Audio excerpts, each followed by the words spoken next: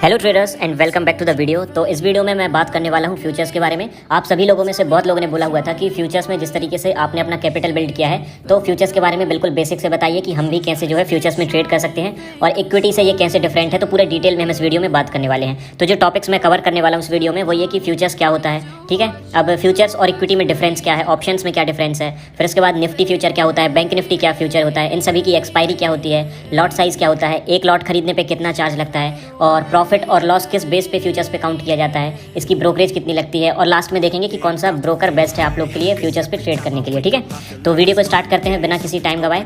तो सबसे पहले देखिए, आपको जो इक्विटी में नॉर्मल आप ट्रेड करना है, आपको पता है कि इक्विटी में आप कैसे ट्रेड करते हैं। आप सिंपल सी एक क्वांटिटी भी किसी स्टॉक की बाय कर सकते हैं। फॉर एग्जांपल मैंने रिलायंस यहाँ पे लिया, बाय पे मैं क्लिक करूँगा, यहाँ पे क्या होगा, यहाँ पे मैं ज़ीरोधा भी यूज़ कर रहा हूँ, ठीक है। ज़ीरोधा और अप स्टॉक्स को मैं रेकमेंड करूँगा आपको कि अगर आप फ्यूचर्स के साथ जाना चाहें तो ज़ीरोधा और अप स्टॉक्स दोनों बेस्ट हैं। डिस्क्रिप्शन में आपको इसकी लिंक मिल जाएगी। अभी आपको करना क्या है, इस पर देखिए, ये मैसेज को अवॉइड करिएगा। अभी देखिए रिलायंस आपने नॉर्मल आप सर्च करोगे यहाँ पे, ठीक है, आपने सर्च किया रिलायंस, आपके सामने आ जाएगा, ऑलरेडी वॉच लिस्ट पेड है, ठीक है। अब जैसे ही आप बाय का ऑर्डर इस पर इस तरीके से क्लिक करोगे तो कुछ इस तरीके से इंटरफेस ओपन हो जाएगा। अब इसमें आपको करना क्या है, देखिए इक्विटी में क्या होता है, हम एक क्वांटिटी बाय कर सकते हैं, हम 10, 100, 1000, 50 जितनी करनी है हम उतनी क्वांटिटीज़ इस पर बाय कर सकते हैं, और फिर हम उसको लॉन्ग टर्म के लिए जब चाहे तब होल्ड कर सकते हैं। मतलब इसमें हमें कोई भी एक एक्सपायरी डेट नहीं मिलती है कि हमें 5 दिन बाद बेचना है, 1 हफ्ते बाद, 50 दिन बाद बेचना है, ऐसा कुछ भी इस पर टाइम पीरियड नहीं होता है। लेकिन जब आप रिलायंस सर्च करोगे तो उसके नीचे आपको कुछ इस तरीके से भी दिखाई देगा, रिलायंस दिसंबर फ्यूचर्स, रिलायंस 22 जन फ्यूचर, रिलायंस 22 फेब फ्यूचर्स। तो यही होता है फ्यूचर्स। जो नीचे दिख रहे हैं ये ऑप्शंस के कॉल हैं।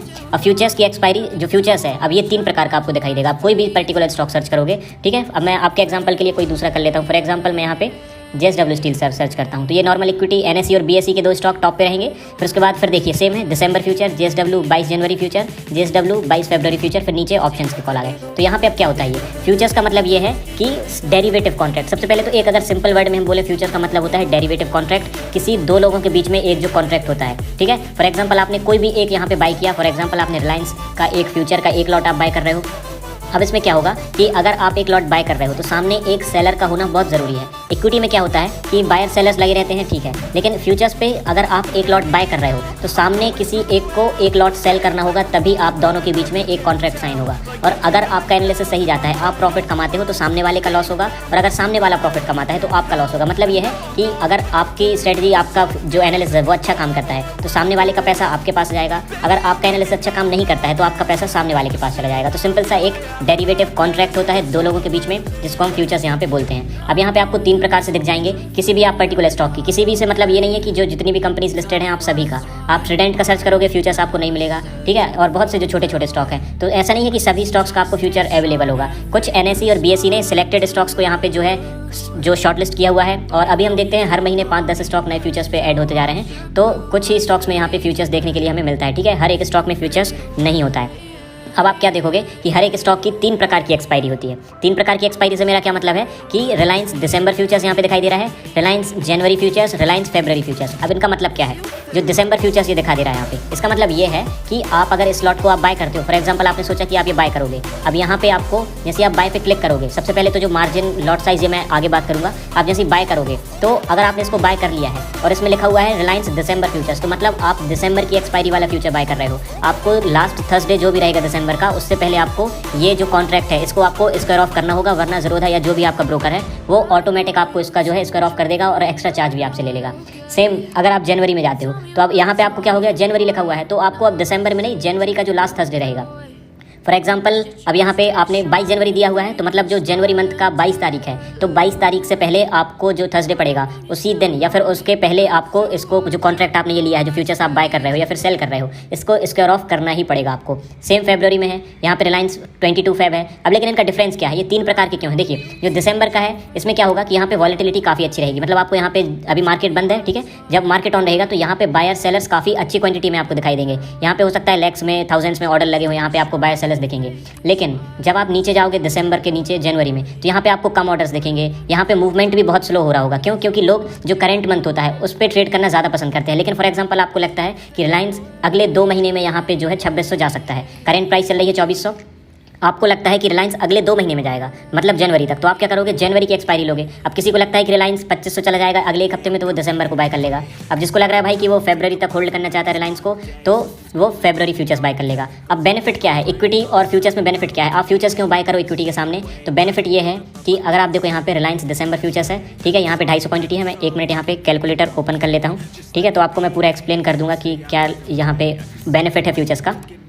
तो सबसे पहले देखो यहाँ पे आपको दिखाई दे रही है 250 क्वांटिटीज़, ठीक है, और यहाँ पे मार्जिन आपको कितना पे करना है, मतलब आपको 1,35,000 रुपीज़ पे करना है रिलायंस की 250 क्वांटिटीज़ बाय करने के लिए, है ना। और प्राइस कितना चल रहा है इक्विटी में रिलायंस का, यहाँ पे देखो 2408, यानी कि 2408 रुपये का स्टॉक है। अब अगर आप 2408 रुपये का, 1 मिनट, 2408 रुपये का एक स्टॉक है, ध्यान से देखिएगा, ठीक है, 2408 रुपये का एक स्टॉक है, और आपको एक लॉट पे कितना मिल रहा है फ्यूचर्स में, 250 क्वांटिटीज़। तो आप 2408 को 250 से जब मल्टीप्लाई करेंगे तो यहाँ पे कितना आ रहा है, 6 लाख रुपए। मतलब अगर आप नॉर्मल इक्विटी में रिलायंस की 250 क्वांटिटीज़ बाय करोगे तो आपको कितना पे करना पड़ेगा, 6 लाख रुपए। लेकिन वहीं अगर आप फ्यूचर्स पे बाय करोगे तो आपको 1,35,000 रुपये देने हैं। तो आप खुद सोच सकते हो कि कितना कम पैसा आपको सेम क्वांटिटीज़ बाय करने के लिए देना है। तो यही फ़र्क है यहाँ पे कि आपको मार्जिन मिल जाता है यहाँ पे फ्यूचर्स में। इसकी वजह से क्या करते हैं लोग कि इक्विटी की जगह पे फ्यूचर्स पे ट्रेड करना ज़्यादा पसंद करते हैं। इस पर आपको मार्जिन मिल जाता है। जितना आप 6 लाख रुपए में जितनी क्वांटिटीज़ लोगे वही आपको क्वांटिटीज़ 1 लाख रुपए 35 में मिल रही हैं। आप 6 लाख लगा के ये 750 से 1000 क्वांटिटी तक भी यहाँ पे बाय कर सकते हो।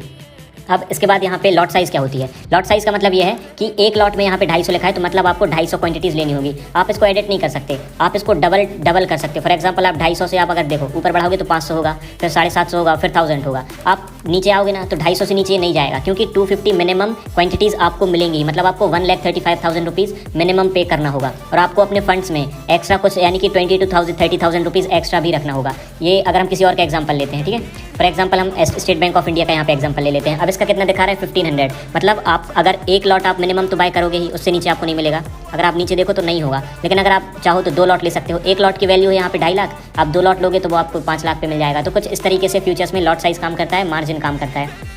यही बेनिफिट है कि मार्जिन और लेवरेज काफ़ी अच्छी यहाँ पर दिखाई देती है। अब आप चाहो तो पर्टिकुलर स्टॉक की जगह आप बैंक निफ्टी या फिर निफ्टी के फ्यूचर्स भी बाय कर सकते हो। आपको लगता है कि निफ्टी अभी 17,200 पे है, निफ्टी 18,000 जा सकता है दिसंबर के एंड तक, तो आप निफ्टी का फ्यूचर्स बाय कर सकते हो। 1,03,000 में आपको एक लॉट मिल जाएगा। आप बैंक निफ्टी का फ्यूचर्स बाय कर सकते हो। यहाँ पे ये कैरी फॉरवर्ड भी हो जाता है। ओवरनाइट जो आपको ऑप्शन दिख रहा है, आप इसको इंट्राडे पे भी ले सकते हो, ठीक है। तो ये आपके ऊपर डिपेंड करता है। आपको इंट्राडे करनी है तो आप इंट्राडे ऑर्डर सेलेक्ट करके कर सकते हो। आपको ओवरनाइट करना है, यानी कि आपको होल्ड करना है दिसंबर के लास्ट थर्सडे तक, तो आप ओवरनाइट ऑप्शन सेलेक्ट करके भी आगे जो है यहाँ पे कर सकते हो। अब इस पे प्रॉफिट और लॉस कैसा रहता है, ठीक है, तो वो भी हम देख लेते हैं कि आपने यहाँ पे फॉर एग्जांपल दिया कि आपको लगता है एसबीआई आपको अच्छा लग रहा है, आप एसबीआई का लॉट बाय करना चाहते हो। अब एसबीआई फ्यूचर्स का एक लॉट है यहाँ पे 2.5 लाख रुपए का, 1500 क्वांटिटीज़ आपको यहाँ पे मिलने वाली हैं। अब 1500 क्वांटिटीज़ आपको यहाँ पे मिलने वाली है। अब example state bank of India का शेयर क्या होता है कि 10 रुपये ऊपर जाता है, यानी कि 473 प्राइस पे है, यहाँ से स्टॉक जाता है लगभग 483 रुपीज़ पे, है ना, 10 रुपये ऊपर जाता है। तो अब आपका जो प्रॉफिट है वो कितना होगा, 1500 इंटू 10, यानी कि 15,000 रुपीज़ आपका प्रॉफिट होगा। तो जितनी क्वांटिटीज़ हैं उसी के हिसाब से, जैसे नॉर्मल इक्विटी में होता है वैसे ही होगा। स्टॉक नीचे जाता है 10 रुपये तो माइनस 15,000 आएगा। जितना ऊपर नीचे जाएगा जितने भी पॉइंट्स, उससे 1500 का मल्टीप्लाई होकर आपका प्रॉफिट और लॉस यहाँ पे निकल के आता है। और जो लॉट साइज़ है वो फिक्स होती है हर एक शेयर के लिए। हम और एग्जांपल देख लेते हैं। हिंदुस्तान यूनिलीवर में आप देखो तो 300 क्वांटिटीज़ का एक लॉट है, 1,26,000 रुपये। रिसेंटली जो हमने जेएसडब्ल्यू स्टील का फ्यूचर्स का ट्रेड दिया हुआ था, इस पर 1350 क्वांटिटीज़ का एक लॉट फिक्स्ड है, इस पर 2,30,000 रुपये लगेंगे। और जब आप डीमैट अकाउंट नया ओपन करते हो तो आपको फ्यूचर्स एंड ऑप्शन का सेगमेंट अलग से एक्टिवेट कराना पड़ता है। आप नॉर्मल इक्विटी आपको स्टार्टिंग में ही ओपन होकर मिल जाता है, फ्यूचर्स एंड ऑप्शन के लिए आपको एक बार फिर से एप्लीकेशन डालनी पड़ती है ऑनलाइन ज़ीरोधा पे ही, मतलब जो भी आपका ब्रोकर है वहाँ से फिर आपका ये एक्टिवेट होता है। तो आई होप आपको सारे पॉइंट्स क्लियर हो गए होंगे। और मैं ज़ीरोधा और अप स्टॉक्स को रिकमेंड करूंगा कि बेस्ट अगर ब्रोकर है तो डिस्क्रिप्शन में लिंक है, आप वहां से ज्वाइन कर सकते हैं। और इक्विटी में जो बिगनर्स हैं तो मैं उनको ये भी रिक्वेस्ट करूंगा कि फ्यूचर्स और ऑप्शन से आप बिल्कुल दूर रहिए। अभी आप इक्विटी में पहले अपना एक बेस बना लीजिए। आप पहले फ्यूचर्स को देखिए, सॉरी इक्विटी को, कि इक्विटी कैसे काम करता है। पहले आप छोटे कैपिटल के साथ स्टार्ट करिए। अगर आपको फ्यूचर्स पे आना है तो आपको मिनिमम 1.5 से 2 लाख रुपए कम से कम चाहिए, तभी आप फ्यूचर्स के लॉट बाय कर पाओगे। अगर आप रिलायंस का एक लॉट यहाँ पे बाय करते हो 1,35,000, तो इसका मतलब ये नहीं है कि प्रॉपर 135 लगेगा। आपको अपने डीमैट अकाउंट में एटलीस्ट 1.5 लाख रुपए यानी कि 10-15 से 20,000 रुपए एक्स्ट्रा रखने पड़ेंगे, क्योंकि अगर शेयर प्राइस नीचे जाता है तो ब्रोकर आपका प्राइस जो है यहाँ पे डीमैट से थोड़े पैसे काटने लगता है। लेकिन जब ट्रेड क्लोज होता है तो सभी वापस दे देता है, लेकिन थोड़े बहुत आपको पैसे डीमैट अकाउंट पे एक्स्ट्रा रखना बहुत ज़रूरी होता है। तो फ्यूचर्स बहुत सिंपल है, लेकिन आप धीरे धीरे प्रैक्टिस करना स्टार्ट कर सकते हो। मैं और ऐसी लाइव ट्रेडिंग की वीडियोस भी आप लोग के लिए बना के लेके आऊँगा, जहाँ पे मैं लाइव ऑर्डर लगा के दिखाऊंगा आपको। जो मेरी करंट पोजीशंस रहेंगी मैं उनको आपको दिखाऊंगा कि कैसे बाय करते हैं, ठीक है। और जब आप पोजीशन को बाय कर लोगे, फॉर एग्जांपल आपने इसको बाय कर लिया, यहाँ पे क्या होगा, आपको ये अपनी होल्डिंग्स पे नहीं दिखाई देगा अगले दिन, आपको ये पोजीशंस पे ही दिखेगा जब तक इसकी एक्सपायरी नहीं आ जाती है। ये होल्डिंग्स पे नहीं जाएगा, क्यों? क्योंकि ये एक कॉन्ट्रैक्ट है, आपने एक लिमिटेड टाइम के लिए लिया हुआ है, ये आपके लिए फॉरएवर आपके साथ पे नहीं है, ठीक है। तो कुछ इस तरीके से यहाँ पे फ्यूचर्स काम करता है। तो आई होप आपके सभी पॉइंट्स यहाँ पे क्लियर हो गए होंगे। और ब्रोकरेज की बात करते हैं तो ब्रोकरेज, नॉर्मल ब्रोकरेज चार्ज करता है यहाँ पे broker 20 rupees buying, 20 rupees selling. लेकिन जो टर्नओवर चार्ज होता है वो थोड़ा सा ज़्यादा हो जाता है। क्यों? क्योंकि यहाँ पे जो 1,35,000 आप पे कर रहे हो, लेकिन करंट जो रियल वैल्यू है वो तो 6 लाख रुपये की है ना, 250 शेयर्स। तो आपका जो टर्नओवर चार्ज लगेगा वो 6 लाख रुपए पे ही टर्नओवर आपकी फीस जाएगी। तो ब्रोकरेजेस थोड़ी सी ज़्यादा लगेगी इन कंपैरिजन टू इक्विटी यहाँ पे। और जो भी अलग से आपका कोई भी डाउट है तो आप जो कमेंट सेक्शन पे मुझे कमेंट कर सकते हो, शाम तक आपको उस कमेंट का ज़रूर रिप्लाई मिल जाएगा यहाँ पे। और टेलीग्राम की बात है तो टेलीग्राम पे मैं ज़्यादा एक्टिव नहीं हूँ अभी, ठीक है। तो आप कमेंट सेक्शन पे ही कर सकते हो, जो भी आपका डाउट है मैं कमेंट पे ही आपको रिप्लाई वहाँ पे कर दूँगा। जो भी रिलेटेड है फ्यूचर्स का जो भी क्वेश्चन है आप कमेंट सेक्शन पे कमेंट कर सकते हो। इस वीडियो में इतना ही traders, thank you for watching this video.